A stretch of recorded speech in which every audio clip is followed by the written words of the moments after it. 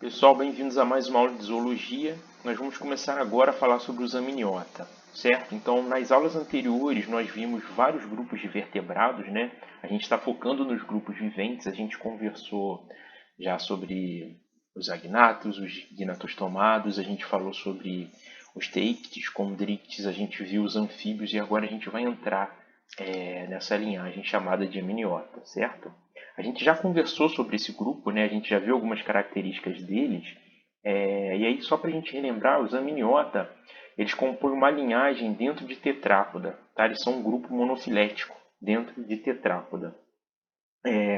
E os amniota, eles têm algumas características interessantes. Tá?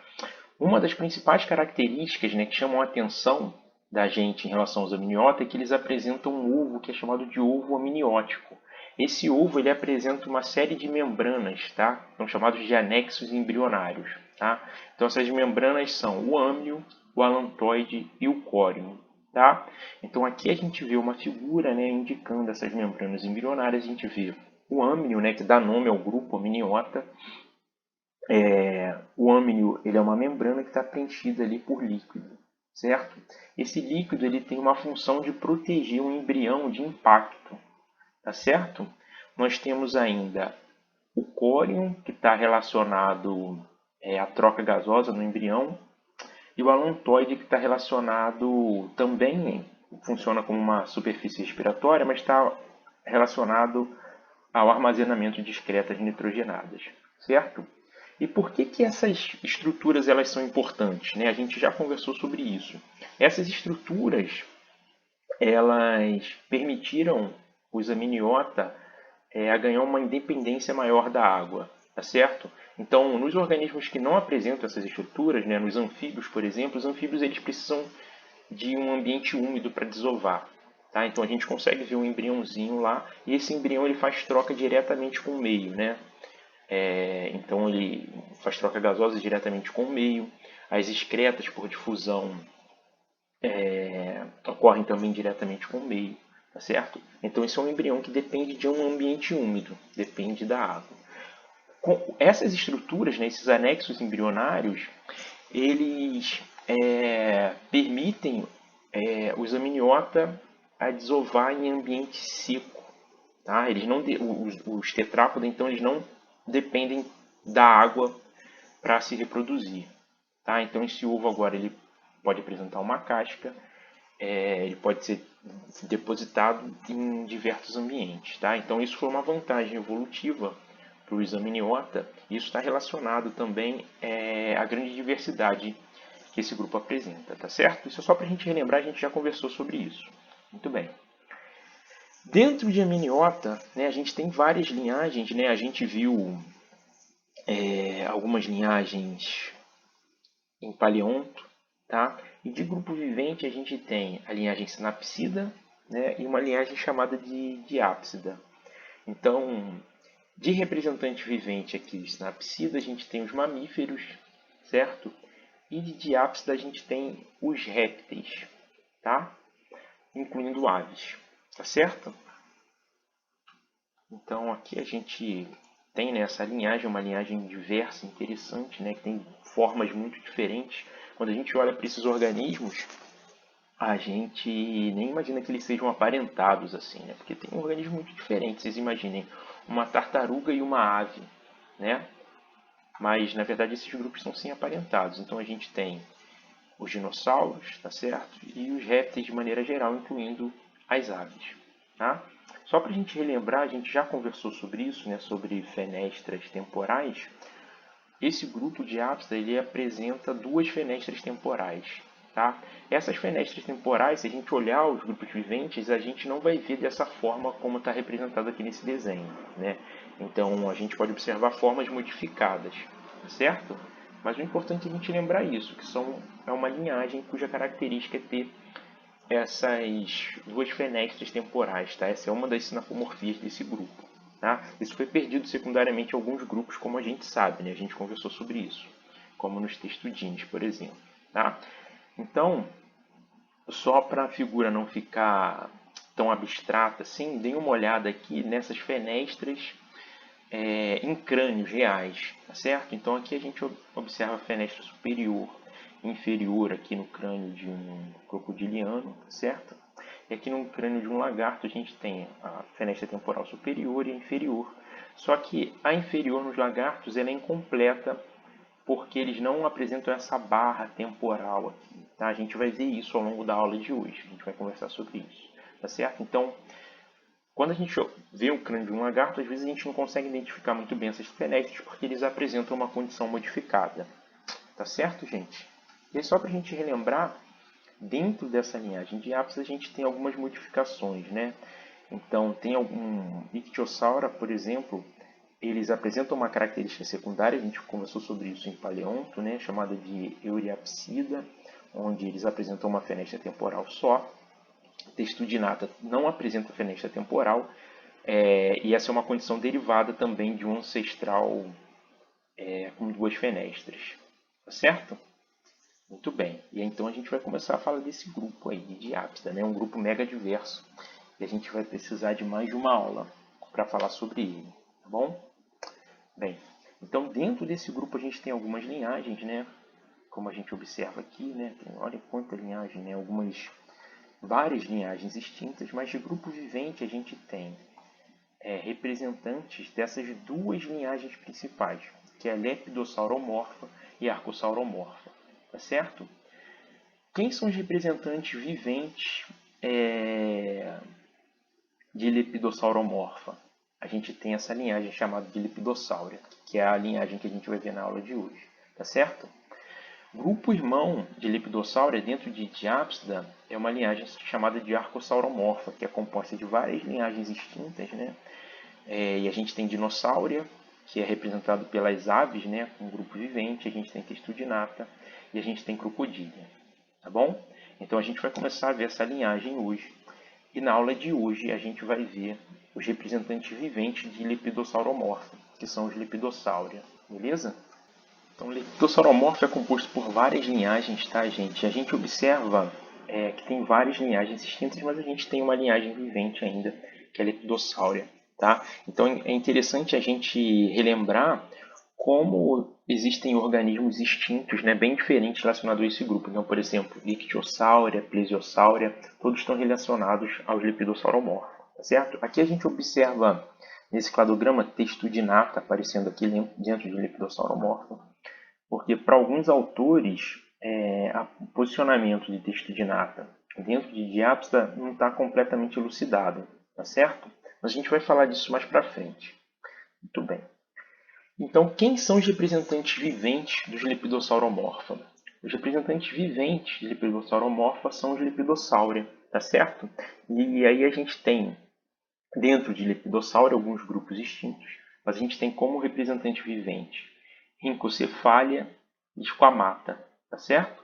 Então aqui, deem uma olhada na figura. A gente tem Rhincocephalia, que são as tuataras, e Squamata, que é composto pelos lagartos, serpentes e anfisbenas, tá bom? Bem, esse grupo que a gente vai falar hoje, né, Lepidossaura, é o maior grupo de reptília, tá? Se a gente excluir as aves, as aves elas têm uma diversidade maior. Mas excluindo as aves, é o maior grupo de reptília, tá? Tem mais de 7.000 espécies. O Brasil apresenta uma grande diversidade desses organismos, então a gente tem quase 350.000 espécies de lagartos, quase 70 espécies de anfisbenas e quase 400 espécies de serpentes, tá? É o país com a maior diversidade no mundo desse grupo. Legal, né? Bem, algumas características desses organismos, né? Eles têm um tegumento coberto por escama, eles trocam essa camada externa da epiderme, tá? Fazem troca de pele. Esses organismos eles apresentam 4 membros, tá? Mas a redução e a ausência de membros é comum nesses grupos. Então foram reduções e perdas que apareceram secundariamente, tá certo? Então, por exemplo, as serpentes elas não têm, são ápodes, né? Não têm braços nem pernas, mas isso surgiu secundariamente dentro do grupo, tá bom? Vamos ver algumas coisas de cada uma das linhagens que compõem esse grupo, certo? Então vamos começar falando de Rhincocephalia. Então, como a gente observa aqui no cladograma, a Rhincocephalia é um dos grupos que compõem Lepidosauria, tá certo, gente? É o grupo irmão aqui de Squamata, tá? Esse grupo ele já foi muito diverso no passado, certo? Mas atualmente ele é composto apenas por uma família chamada de Sphenodontidae, tá? Esse grupo ele é composto, então, falando então de espécies viventes, por apenas duas espécies, tá bom? São duas espécies que ocorrem na Nova Zelândia, Sphenodon punctatus e Sphenodon guinter, tá certo? Então, esses bichos são bichos que são extremamente ameaçados, tá? Eles têm um metabolismo baixo, eles se reproduzem pouco, e são bichos que estão correndo sério risco de extinção, tá? São espécies que são carnívoras, tá? Algumas são associadas a colônias de aves, então elas predam essas aves, tá bom? E não são organismos muito grandes, tá? Então tem um comprimento aí de cerca de 60 centímetros, tá bom, pessoal? Então, ambas as espécies aí restritas à Nova Zelândia, tá? Bem, uma das coisas que a gente pode usar para separar as duas linhagens viventes de Lepidosauria é a presença da barra temporal, tá? Então, notem que o crânio aqui do Ginkgocephalia ele é muito mais robusto, tá? Um crânio que é pouco cinético. De Squamata é um crânio mais cinético, tá? É um crânio mais articulado, tá? E a barra temporal, ela está presente aqui em Ginkgocephalia, tá? Então a gente tem as duas fenestras bem marcadas em Ginkgocephalia. Em Squamata essa barra temporal está ausente, certo? Então aqui mais uma figura evidenciando essas diferenças. Notem aqui, a gente observa a barra temporal aqui em Ginkgocephalia e essa barra intratemporal ela está ausente em Squamata. Tá certo?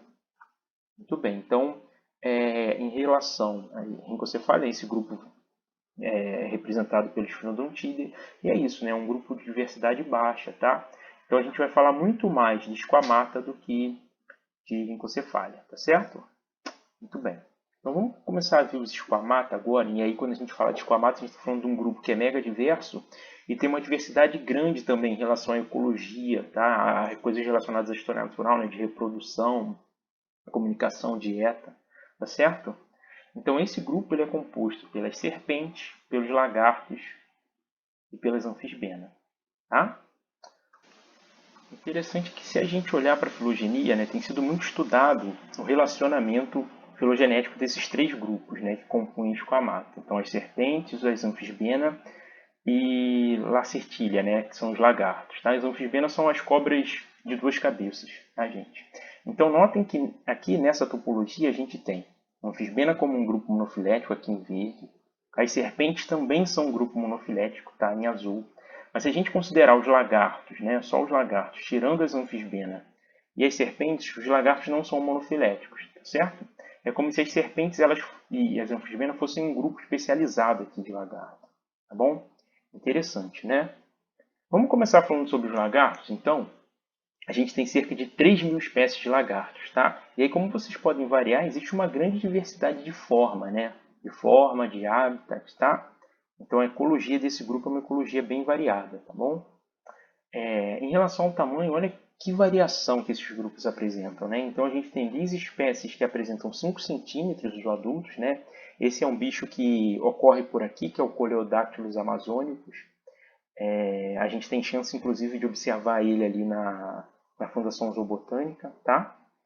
Então essa é uma das menores espécies, e a maior espécie é o dragão de Komodo, Varanus comodensis, aí, que pode chegar a 2,5 e 3 metros de comprimento, tá bom? Esses organismos são ectotérmicos, tá? E aqui a gente pode generalizar isso para todos os lepidosauria, tá? Os lepidosauras são ectotérmicos. Tá? O que quer dizer que um organismo é ectotérmico?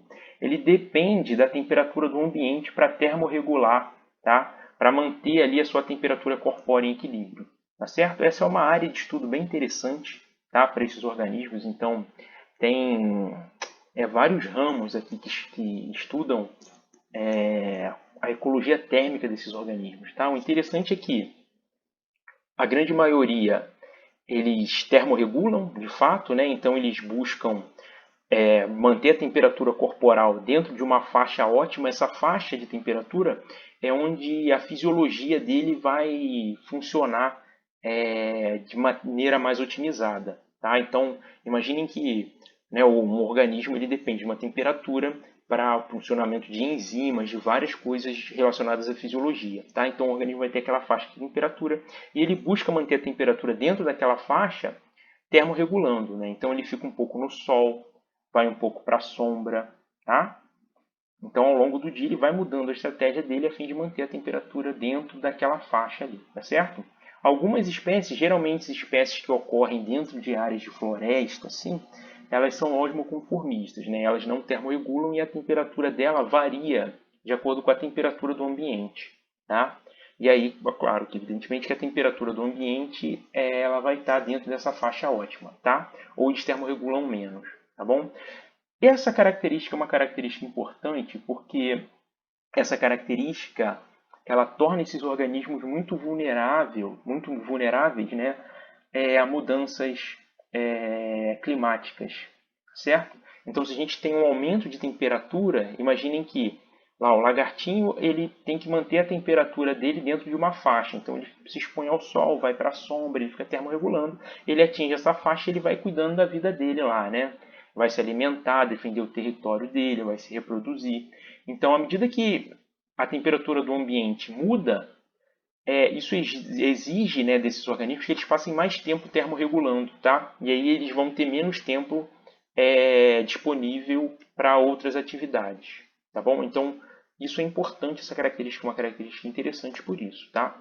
Então, qualquer mudança climática, né, pode ser mudança climática global ou mudanças climáticas microclimáticas, né, relacionadas a mudanças de habitat, por exemplo, tá? Então, isso afeta os organismos diretamente, tá certo?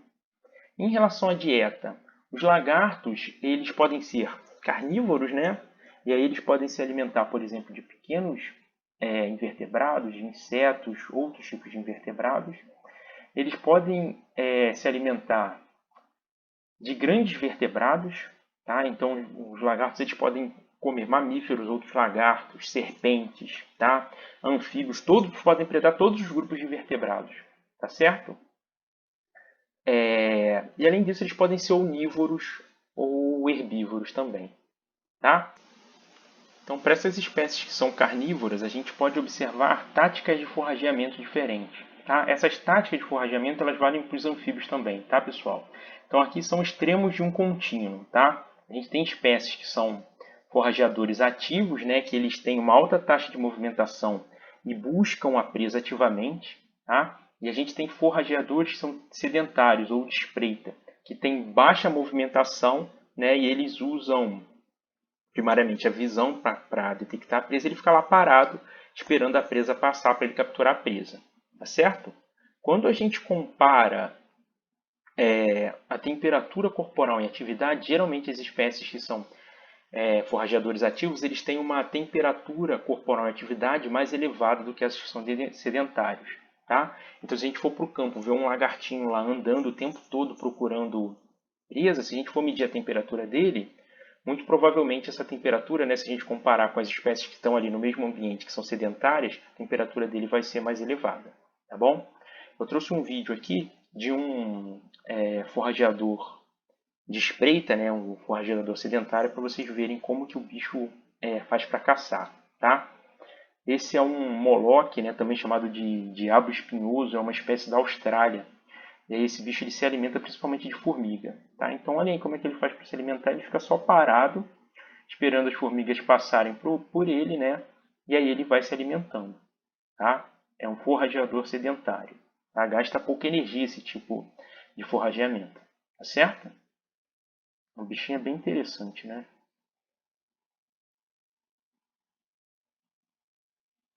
Muito interessante, né, gente? Muito bem. Então, como eu havia falado para vocês, tem espécies que são herbívoras, né? E a gente tem espécies onívoras também. Tá certo? Bem, falando então de reprodução,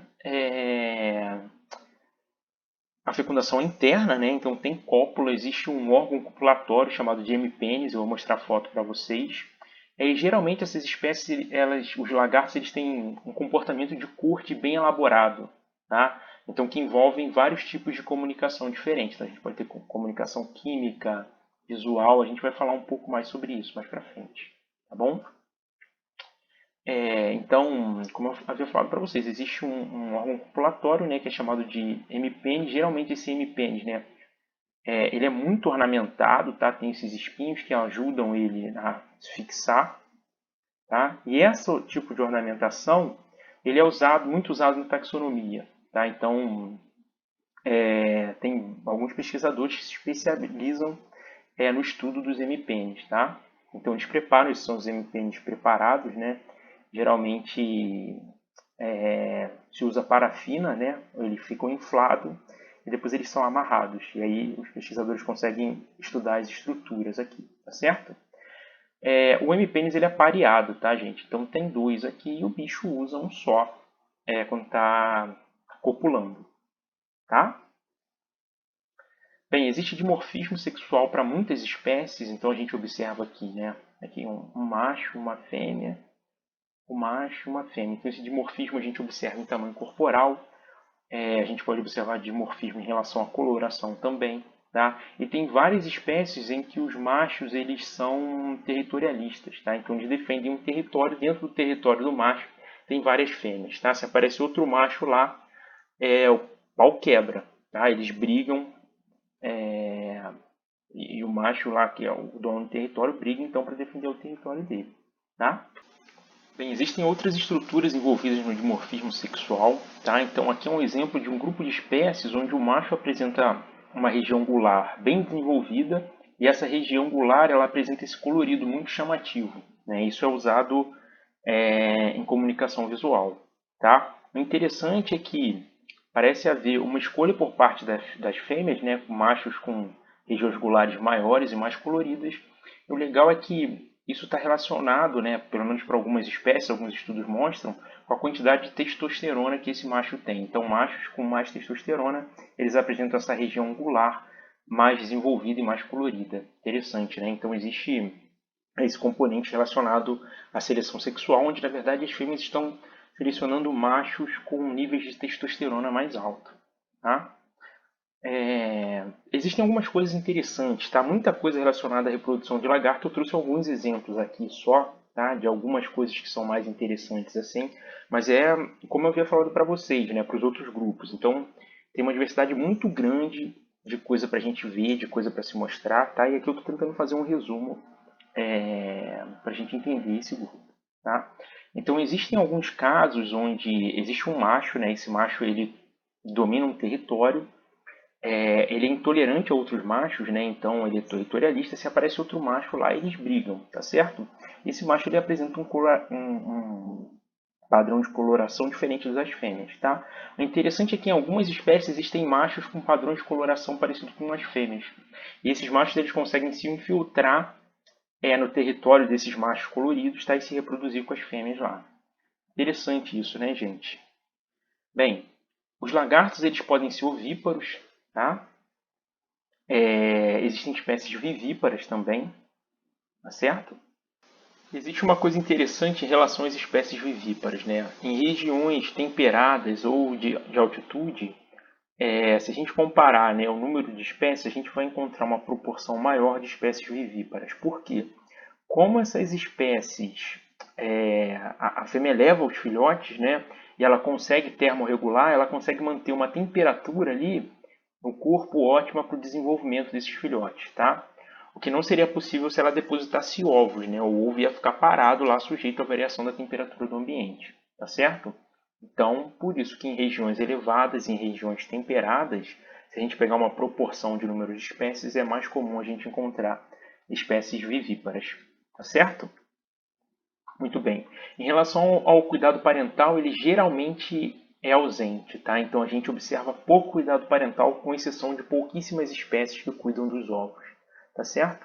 Mas de maneira geral, o cuidado parental está ausente, tá bom? Para as espécies que põem ovos, geralmente essas espécies que põem ovos, eles fazem algum tipo de ninho, tá? Por quê? Porque esse ninho ele ajuda a manter a temperatura e a umidade, que é importante para o desenvolvimento desses ovos, tá bom? Um mínimo de umidade ali suficiente para esses ovos desenvolverem, tá? Normalmente as espécies elas têm períodos bem marcados de reprodução ao longo do ano, tá? Tem espécies que têm reprodução contínua e essas espécies que têm reprodução contínua geralmente elas são espécies de regiões tropicais, tá certo? Muito bem. Uma coisa que é relativamente comum, né, não só para os lagartos, a gente observa isso para outros organismos também, é uma relação entre o tamanho da fêmea e o número, a massa, né, da prole ou dos ovos, no caso aqui dos lagartos, dos ovos, tá certo? Então, o que a gente observa é que para muitas espécies, né, existem algumas exceções onde o aumento da massa da fêmea não está relacionado a um aumento muito significativo dos ovos, mas para a grande maioria das espécies, fêmeas maiores elas produzem ou mais ovos, né, para as espécies que botam muito ovos, ou no caso das espécies que botam poucos ovos, ovos maiores, tá certo? Então existe essa relação. Fêmeas maiores vão dar ou crias um número mais elevado de filhotes, né, vão ter mais filhotes, vão depositar mais ovos, ou vão ter ovos maiores, estão relacionados a filhotes maiores e uma taxa de sobrevivência maior desses filhotes, tá certo? Isso acontece para outras espécies também, para os anfíbios isso acontece também. Muito bem.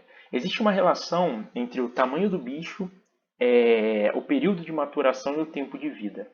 Então, de maneira geral, existem algumas exceções, mas de maneira geral, espécies menores, elas apresentam uma maturação mais rápida, tá? E se reproduzem mais vezes no ano e vivem menos, tá? Espécies maiores demoram mais tempo para alcançar essa maturação, se reproduzem menos vezes no ano e tendem a viver mais, tá certo? De maneira geral, existe essa relação. Em relação à determinação do sexo, tá? Normalmente essa determinação é genética, tá? Mas pode depender da temperatura para algumas espécies, tá? Então aqui nesse gráfico a gente observa que com o aumento da temperatura existe uma tendência do aumento do número de machos, né? Até que isso atinge um platô e depois decai, tá certo?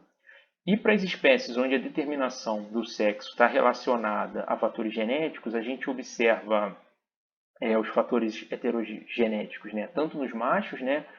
Com um padrão de XX para a fêmea e XY para os machos, ou a gente observa esses padrões heterogenéticos para as fêmeas, então onde o macho tem cromossomos ZZ e as fêmeas vão apresentar o cromossomo ZW. Tá certo? Interessante, né? A partenogênese, né, ela surgiu de forma independente em algumas famílias, tá? Então a partenogênese é relativamente comum, né? A partenogênese ocorre onde as fêmeas elas produzem prole sem machos, tá? Então os ovos a prole são clones daquela fêmea, tá certo? Para algumas espécies, o que desencadeia a desova é um comportamento de pseudocópula, né? Não é cópula de fato, porque são duas fêmeas, mas elas apresentam um comportamento parecido com uma cópula. E isso vai desencadear o desenvolvimento dos ovos e a postura, tá certo? Isso são coisas bem interessantes. A gente tem algumas espécies partenogenéticas aqui no Brasil. Inclusive ali no Tauari tem uma espécie partenogenética e a gente está trabalhando com ela. Interessante, tá? Em relação à comunicação, né? Então, eu já havia falado para vocês, a gente pode observar tanto sinais químicos, então aqui a gente observa poros femorais, né, que estão relacionados à produção de feromônios, relacionados à comunicação química. Existe comunicação visual também, então alguns machos que apresentam coloração, né, ou regiões do corpo bem desenvolvidas, tá? Existe um comportamento que é relativamente comum, que é chamado de bobbing, né? Onde o macho ele balança a cabeça. Vocês já devem ter visto isso nas iguanas, né? Aqui tem bastante iguana. Elas são relativamente comuns. A gente consegue ver ali no campus 1 e no campus 2. E se vocês ficarem observando ela, vocês vão ver que os machos balançam a cabeça, assim, né? Um comportamento bem interessante. Isso é um sinal visual, tá?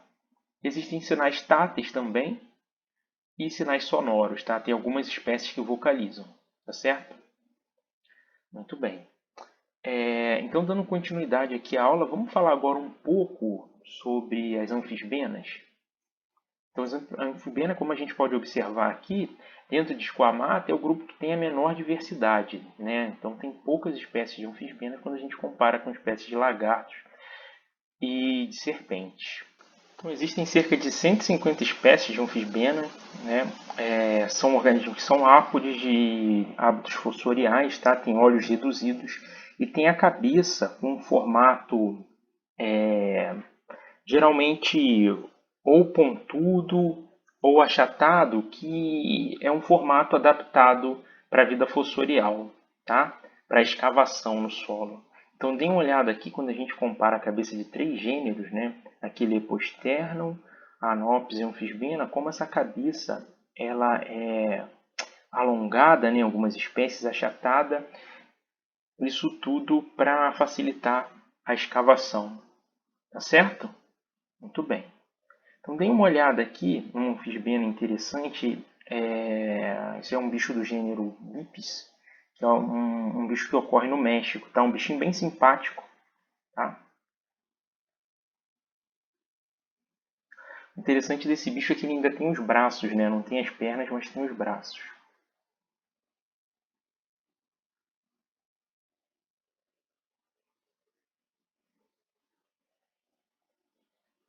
Interessante, né, pessoal? Olhando para as anfibianas, elas são ápodes, né? Mas vale a pena a gente voltar aqui na filogenia para dar uma olhada como elas estão inseridas aqui no meio dos lagartos, tá? Então, olhando para esse bicho, o bicho já tem um nome de cobra de duas cabeças. Então, às vezes as pessoas acham que esses bichos estão relacionados às serpentes, mas na verdade eles são um grupo de lagartos especializado, tá certo? Muito bem. Esses bichos eles são carnívoros, né? Então tem espécies que se alimentam de insetos. Algumas espécies são especializadas em caçar outros répteis, tá? Inclusive serpentes peçonhentas, tá certo? E eles se distribuem aqui principalmente na África e na América do Sul, certo?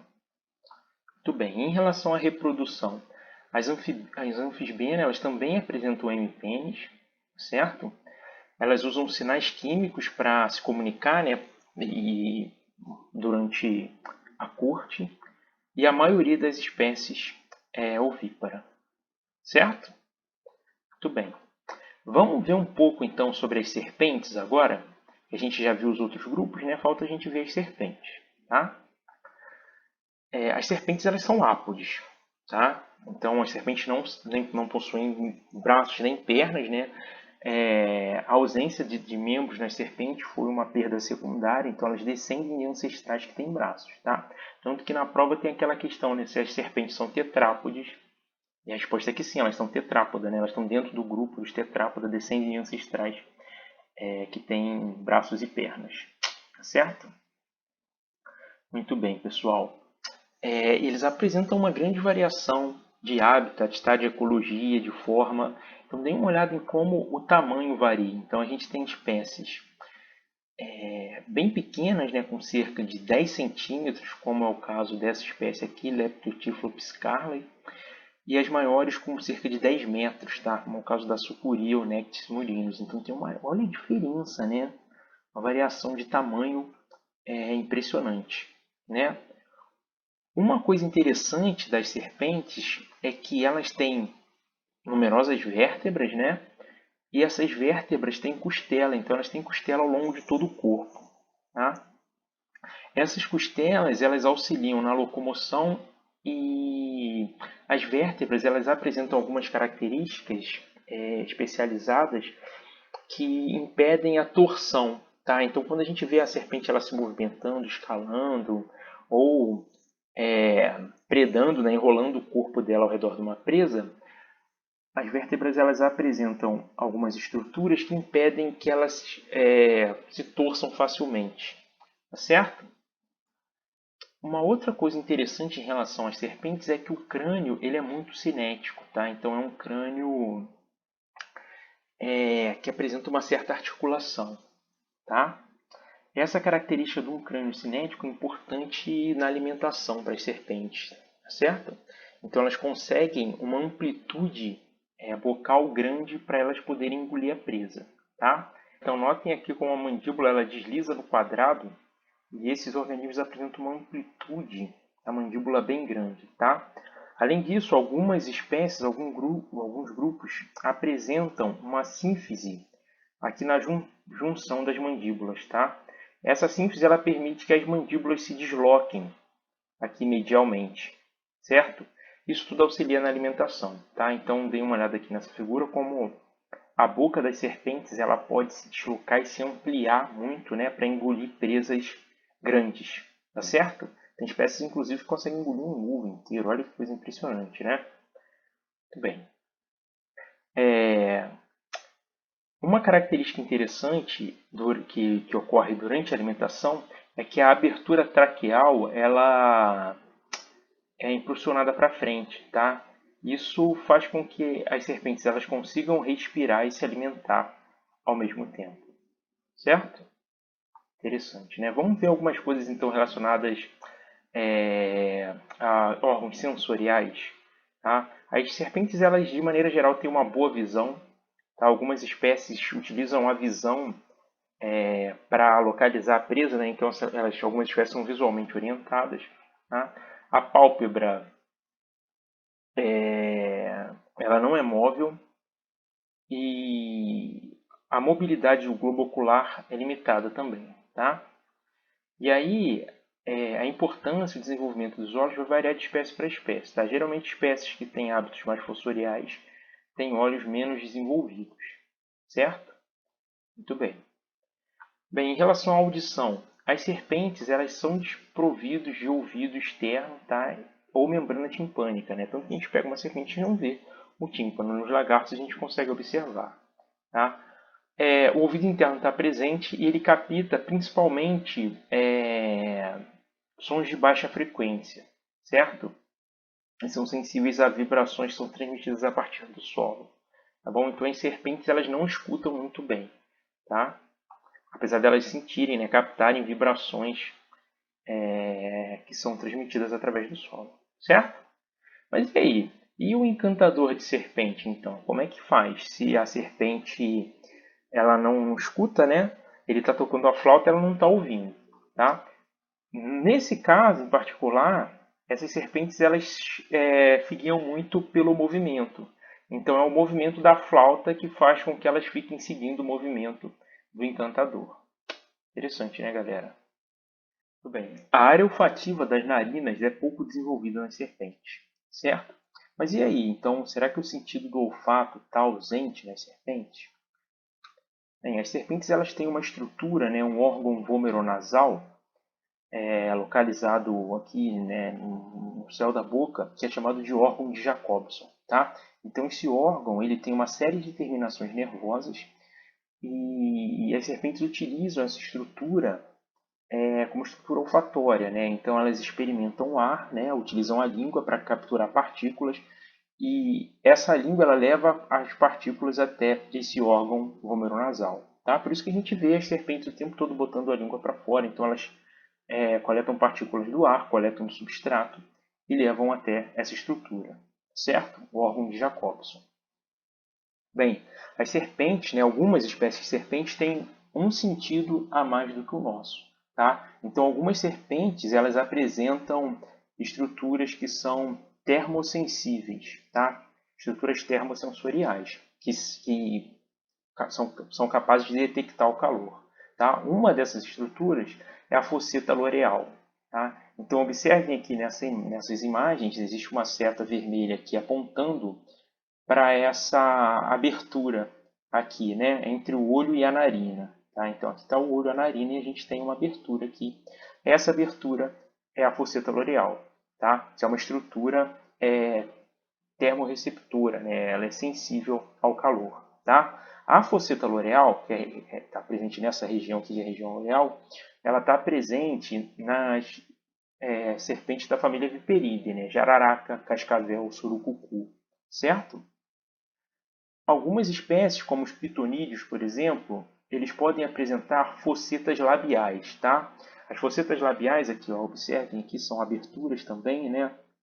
Nas escamas labiais e que tem a função termorreceptora também, tá? No entanto, as fossetas loreais elas são muito mais sensíveis que as fossetas labiais, tá certo? Interessante, né? Um sentido a mais. Imagina se a gente tivesse essa capacidade de detectar o calor, tá? Então imaginem lá, a gente tem uma serpente, né? Ela apresenta essa estrutura, é uma estrutura com uma série de terminações nervosas, e o interessante é que como essa estrutura percebe o calor, essa estrutura funciona como uma adaptação para as serpentes caçarem organismos endotérmicos, né? Como os mamíferos e as aves, tá certo? Então imagine lá que tem um ratinho lá no escuro, né? A gente não consegue nem perceber esse rato se ele não fizer barulho, tá? No entanto, as serpentes conseguem, graças a essas estruturas, tá certo? Algumas espécies, tá, gente, conseguem. Bem, em relação à reprodução, né? As serpentes elas também apresentam hemipênis, assim como os lagartos, apresentam a fecundação interna. Esse hemipênis ele é ornamentado, né? E essa ornamentação é usada na taxonomia, tá certo? Existem espécies ovíparas e vivíparas, tá? Algumas espécies elas retêm os ovos até próximo à eclosão do embrião, tá? E aí o embrião já nasce, mas a fêmea, na verdade, reteve esse ovo, tá certo? Assim como como eu falei para os lagartos, né? Existe uma diferença entre, normalmente, né, para as espécies maiores e as espécies menores. Geralmente, as espécies que são menores, elas apresentam uma maturação sexual mais rápida, né, em menos tempo, e elas se reproduzem mais vezes ao longo da vida. Enquanto que as espécies maiores, elas demoram mais tempo para atingir a maturação sexual e se reproduzem menos do que as espécies menores. É interessante porque existe essa relação também. Algumas espécies apresentam cuidado parental, tá? Inclusive, no caso de algumas pitons, por exemplo, elas conseguem, através de contração muscular, produzir calor e esse calor auxilia o desenvolvimento dos ovos. Muito interessante, né?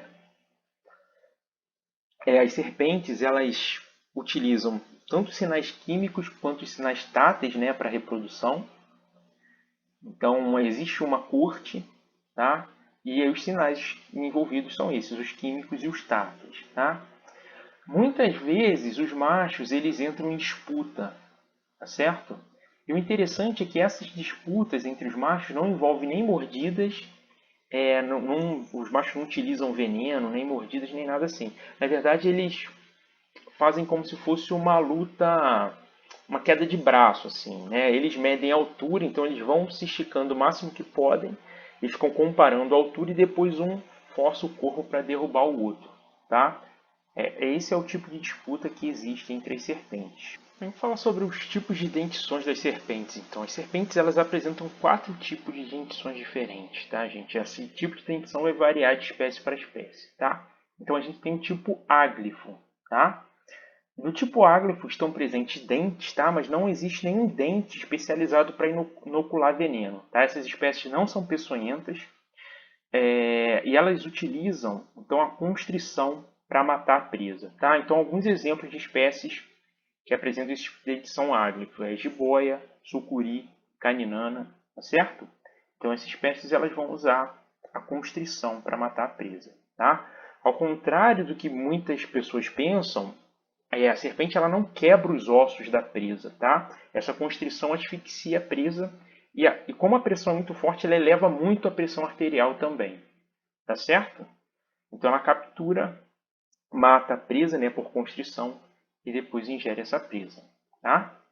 Um outro tipo de dentição é o chamado de dentição proteróglifo, tá? Nesse tipo de dentição estão presentes presas que inoculam veneno, né? Dentes especializados para inocular veneno, que são curtas e fixas na região anterior da boca, tá? Esses dentes eles são um pouco maiores, né, do que os outros dentes da boca e eles apresentam um canal por onde o veneno vai passar, tá?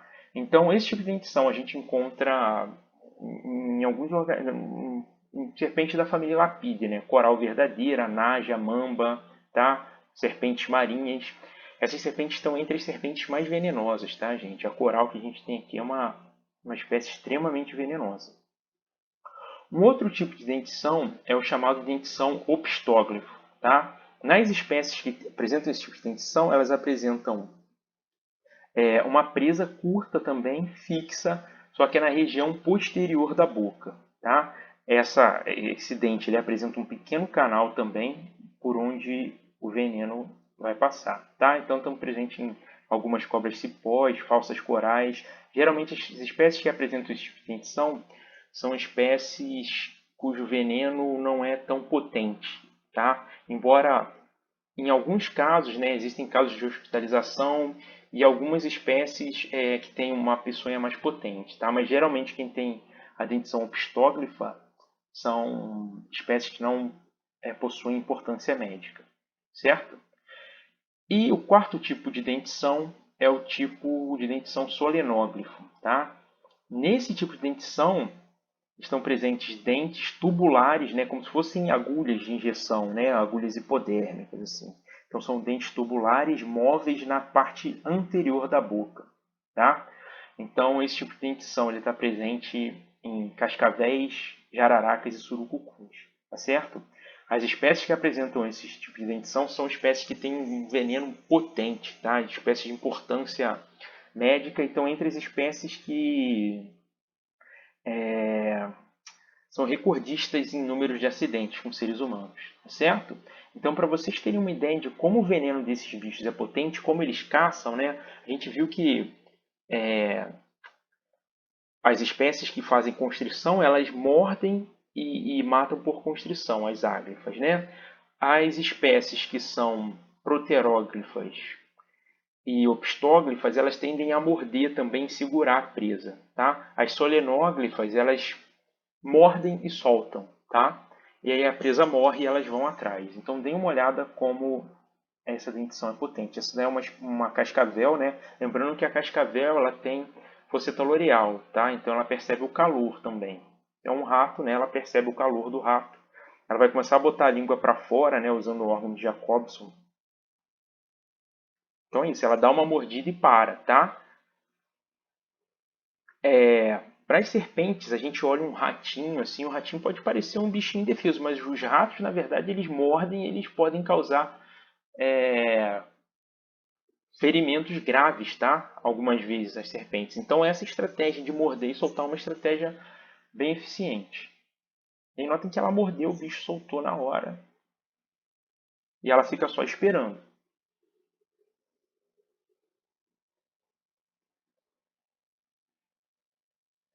Então notem aí como é rápido, né?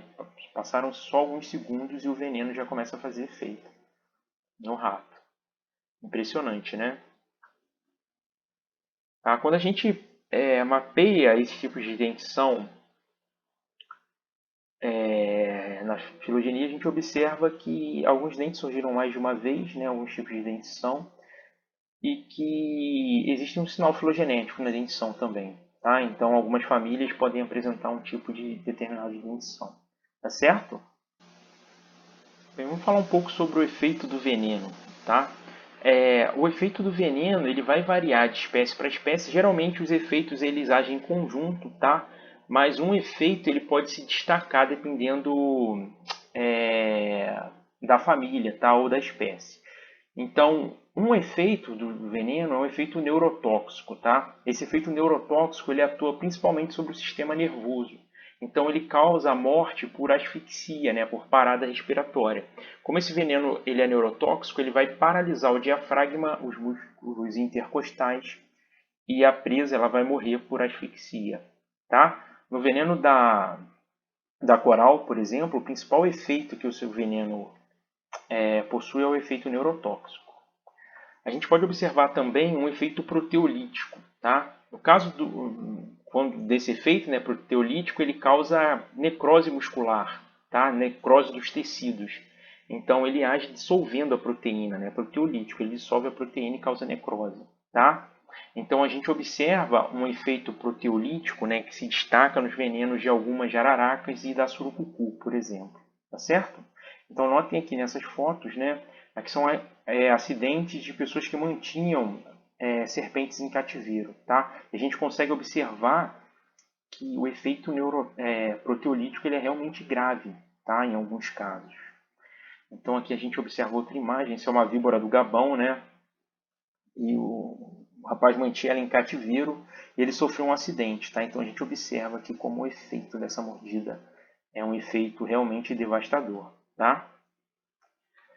A gente pode observar ainda um efeito hemorrágico, tá? Nesse caso, o veneno ele vai provocar uma intensa hemorragia e aí a presa vai morrer decorrente dessa hemorragia, tá certo? Em algumas espécies de jararaca, né, do gênero Botrops, esse tipo de efeito se destaca, tá certo?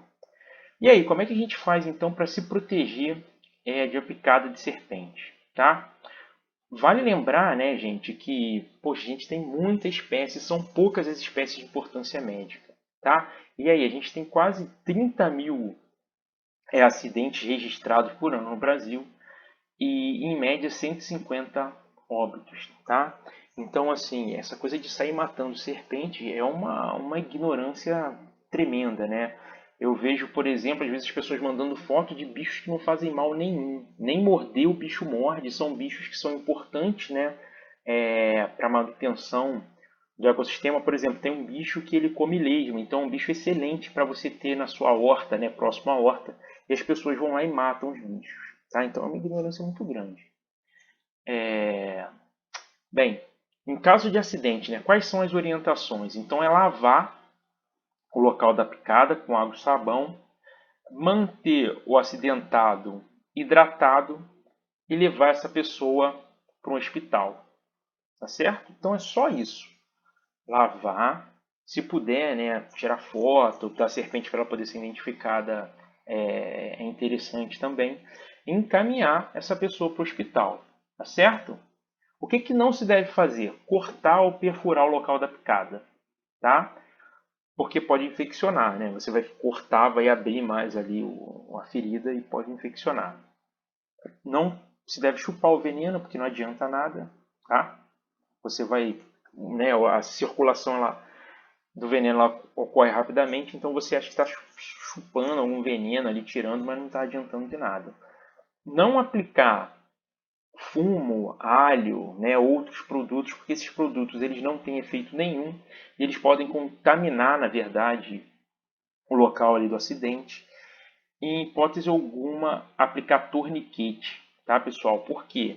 Vocês viram lá, né, que alguns venenos eles são proteolíticos. Então imaginem aqui se esse cidadão tivesse aplicado um torniquete e mantido esse veneno na mão, tá? Então esse efeito proteolítico ele seria potencializado, tá? E a pessoa corre o risco de perder a mão, de fato, tá certo? Existem alguns polos, né, onde existe o soro, então é interessante a gente conhecer onde a gente pode encontrar esse soro, né, onde eles podem ser encontrados. E aqui em Marabá a gente encontra no Hospital Municipal de Marabá, tá? Aqui na Nova Marabá, tá certo?